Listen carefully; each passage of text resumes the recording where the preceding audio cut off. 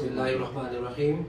Assalamualaikum warahmatullahi ta'ala wa barakatuh. First of all, on behalf of my co-spokes here, we would like to thank our media friends for joining us today in this press conference.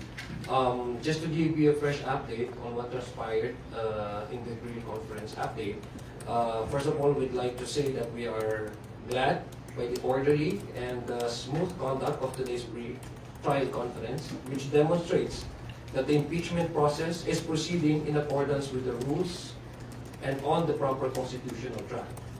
Both the public and the private prosecutors participated in the proceedings, although the private prosecutors remained for the stipulation of exhibits.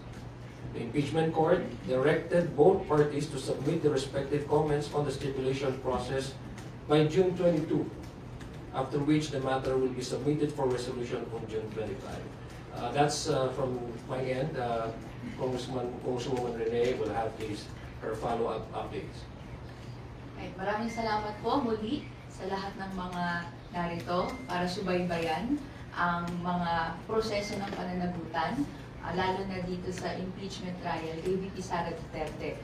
We are gladdened that meron nga po update sa pre-trial and ongoing po siya habang nagmamark continuously ng evidence ngayon ang private prosecutors with the defense team.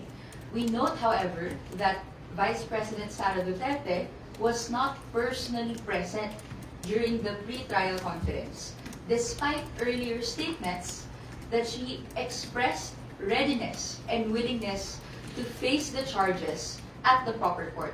And in her many submissions, she said that it would be at the impeachment court, which is supposedly starting the process today, for the pre-trial conference. Instead, she was represented by legal counsel who appeared and acted on her behalf before the impeachment court. Nevertheless, the prosecution remains ready, focused on the process, and will continue to comply fully with all the directives of the impeachment court as the case moves forward. So nakita po natin na itong proseso na ito nagsimula, tutuloy-tuloy po natin to hanggang matapos, na ayon sa due process principles, sa rules ng Senate, and even the Constitution.